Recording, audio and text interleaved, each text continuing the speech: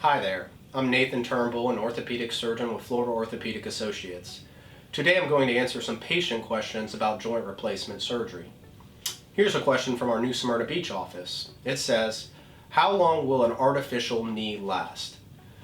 Well, the failure rates of a joint replacement show that the failure rate is about 0.5 to 1% per year that you have the knee replacement, that it needs to be redone or revised for some reason.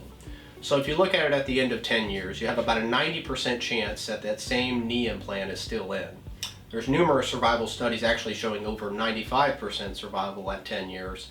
But in general, if you remember, about a 1% chance per year you have the implant that it needs to come out. So then if you take it on beyond to 20 years, at 20 years you have over an 80% chance that that same knee is still in.